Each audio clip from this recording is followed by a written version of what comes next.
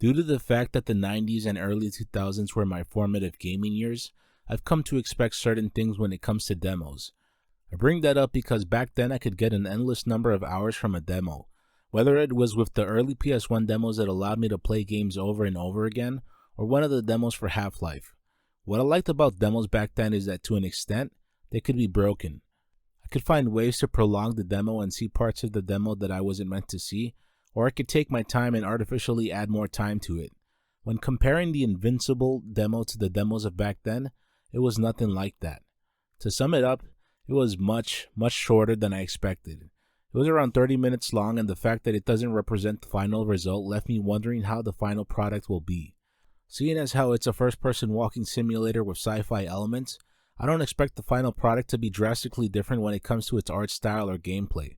I guess that offering players something is better than nothing, and this could lead to generating interest in the game for when it's fully released, but the demo left me wanting more.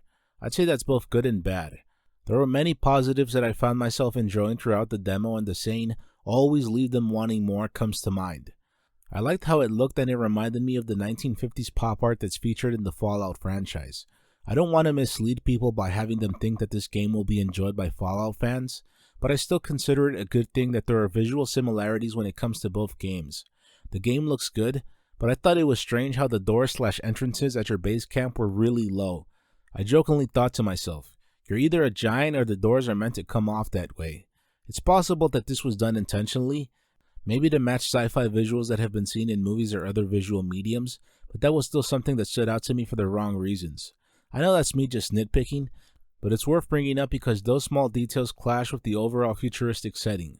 I know that some might be turned away by me describing the Invincible as a walking simulator, but that's because that's what I got out of the game for the brief amount of time I was able to play it. I felt that it was like Firewatch, but with more to do. From what I remember of Firewatch, a great deal of what that game had to offer was in the form of being able to take in the outdoor environment and be entertained by the story that's told between the main character and the operator you speak to on the radio. To a small extent, that's the case in the Invincible, but it quickly puts you to work.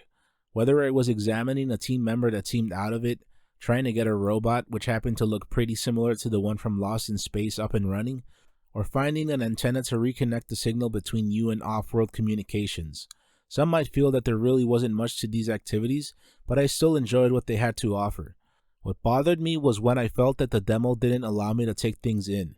Frankly, I wish you could control when to move on to the next section.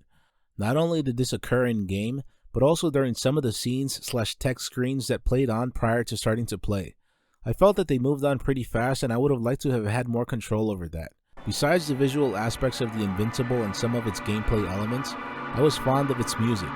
It was only a brief taste, but it really drew me in. I thought it was menacing, but not overpowering to the point where it could come off as cheesy. In fact, the music reminded me of Blade Runner/Vangelis. It's possible that was the point, but seeing as how this is a game that's based around a specific period of sci-fi, chances are that this was more of a coincidence than something done intentionally. Like I stated before, the demo for the Invincible was shorter than I would have liked. I didn't like that I felt pushed towards the end. On the bright side, it's not like the recent remake timed demos that were released.